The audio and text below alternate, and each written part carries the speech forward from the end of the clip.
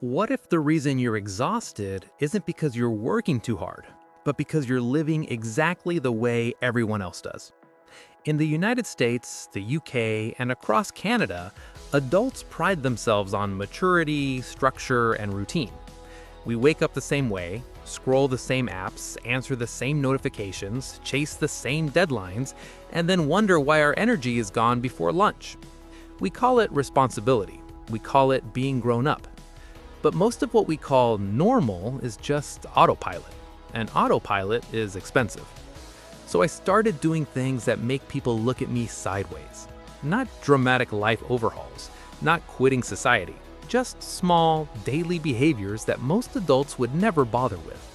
And the strengths part, these tiny shifts gave me more focus, better sleep, and more energy than any productivity hack or expensive planner ever did. I brush my teeth with the wrong hand every morning. I'm right-handed and I use my left. The first week felt absurd. Toothpaste on my chin, zero coordination. It looked like I had forgotten how to function. A friend once asked if I was okay. But here's what happens when you deliberately disrupt something automatic. Your brain wakes up. It can't coast. It can't rely on preloaded patterns. It has to build new connections. That 3-minute inconvenience forces your nervous system out of cruise control. In a world where most adults repeat the same neural loops for decades, I start my day reminding my brain that it can adapt, that it's not fixed, that it's still learning. And that feeling carries into everything else. Then I did something that most professionals in North America would consider borderline reckless. I turned off every single notification, all of them. Texts, email pings, social media badges, news alerts, gone. We live in economies built on attention. Tech companies monetize interruption. Every vibration feels urgent. Every red badge screams importance. But what most people don't realize is that task switching is not free. Each time you glance at your phone while working, your brain drags a piece of that distraction back with you. It lingers. It taxes your working memory. Studies have shown it can take up to 20 minutes to fully re-enter deep focus after a distraction. Multiply that by dozens of interruptions a day, and you're not just distracted, you're cognitively bankrupt. So I batch everything. I check messages at specific times. I respond in blocks. At first, people assumed I was unreachable. Then they adjusted. Because here's the truth. Most urgent messages aren't urgent at all. They just feel that way because we've been trained to respond instantly. The result? I finish more by late morning than I used to finish in an entire day. Not because I became more disciplined, but because I stopped hemorrhaging focus. Every morning, before coffee, before email, before the world gets loud, I step outside and stare at the sky for 10 minutes. No phone, no podcast, no scrolling, just light. This sounds poetic. It's not. It's biological. Exposure to natural sunlight within the first hour of waking signals your circadian rhythm to regulate itself. It tells your body when to be alert and when to wind down. In countries like the US and UK, where many of us wake up in the dark, check our phones under artificial light, and sit indoors all day, our internal clocks drift. We wonder why we're wired at midnight and groggy at 9 a.m. I used to run on caffeine and crash at night. Now, after a few consistent weeks of morning light, I wake up before my alarm most days. Not because I'm superhuman, because I gave my body a signal it understands. Sleep became non-negotiable. I follow what I call a simple algorithm. No caffeine 10 hours before bed, no food or alcohol 3 hours before, no work 2 hours before, no screams 1 hour before, and zero snoozing in the morning. The last rule is brutal. When that alarm goes off at 6, every cell in my body negotiates. But I made a decision the night before that morning me doesn't get a vote. Fragmented sleep from repeated snoozing leaves you groggier than just getting up. Adults love to bargain with themselves at dawn. I stopped bargaining. I just stand up. And that single act sets the tone for the day. It's not about toughness. It's about removing debate. When I began working from home, I noticed something dangerous. There was no transition, no commute, no mental shift from personal life to professional mode. I would roll out of bed, open my laptop, and feel like I was still half asleep. So I created a fake commute.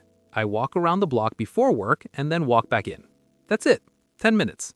To outsiders, it looks pointless, but psychologically, it creates a boundary. It tells my brain we're leaving one role and entering another. In countries where remote work has become the norm, the lines between work and life have blurred into a gray fog. Burnout often isn't about hours worked, it's about the absence of separation. That short walk restores it. I answer emails sitting on my bedroom floor, not at my desk. The desk is reserved for deep work only. Email happens somewhere physically lower, less comfortable. Why? Because environment shapes behavior. When everything happens in the same chair, your brain can't distinguish between meaningful work and shallow tasks. By separating them physically, I send a signal. This is priority, that is maintenance. And because the floor isn't cozy, I move through email faster. It's not about willpower, it's about design. When I'm stuck on a problem, I pretend like I'm an alien who just landed on Earth. No assumptions, no this is how it's always been done. I look at systems, corporate structures, social expectations, even personal habits, and ask, does this actually make sense? Or are we copying someone who copied someone else? A lot of economic systems, workplace norms, and daily routines persist not because they're optimal, but because they're inherited. The alien doesn't care about tradition. The alien cares about logic. That mindset has helped me see options that were invisible when I was trying to be normal. Before starting anything important, I ask what will make it succeed. I ask what would guarantee it fails. Neglect, distraction, dishonesty, lack of preparation. Then I systematically removed those factors. Our brains are often terrible at visualizing success. It's abstract and fuzzy. But failure is concrete. We know exactly what destroys a relationship, a business, a project. By planning against failure instead of fantasizing about success, I eliminate the obvious landmines. I stopped trying to build habits through motivation. Motivation is unreliable, especially in high-pressure economies where attention is constantly drained. Instead, I attach new behaviors to existing ones. After I pour coffee, I write one sentence. After I brush my teeth, I do 5 push-ups. The existing habit becomes a trigger. Dominoes fall automatically. No inspiration required. And here's the part most people misunderstand about me. I'm not disciplined. I'm lazy in a strategic direction. The book I want to read sits on my pillow. Gym clothes are laid out at night. Junk food doesn't enter my home because I don't trust my 10 p.m. decision-making. My phone stays in another room when I work. Anything I want to do less becomes inconvenient. Anything I want to do more becomes effortless. In countries driven by consumer convenience, we often make distraction frictionless and good habits difficult. I flipped that equation. Adults assume maturity means adding more structure, more obligations, more complexity. But what if it means subtracting the invisible drains? What if the reason so many people in developed economies feel permanently tired isn't laziness or lack of ambition, but cognitive overload from constant stimulation, blurred boundaries, and unexamined routines? None of what I do is dramatic. It's small, weird, slightly uncomfortable. But I sleep better than I did 5 years ago. I focus longer. I produce more with less stress. And the only thing that changed was refusing to live on autopilot. Normal is seductive. Normal is socially approved. Normal is also why so many people feel stuck, scattered, and silently burnt out. You don't need to copy all of this. In fact, don't. Just pick one thing that sounded slightly ridiculous but possible. Try brushing with the wrong hand. Turn off notifications for a week. Step outside tomorrow morning and look at the sky like your energy depends on it, because it might. Take a 10-minute walk before opening your laptop. Design your laziness so it works for you instead of against you. Because the real risk isn't looking weird. The real risk is living exactly like everyone else and getting the exact same exhausted results.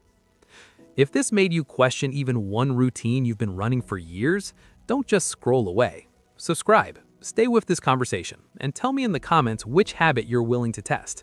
Not someday, tomorrow. Because the smallest shift repeated daily can quietly change the trajectory of your life. And that's not weird. That's intentional.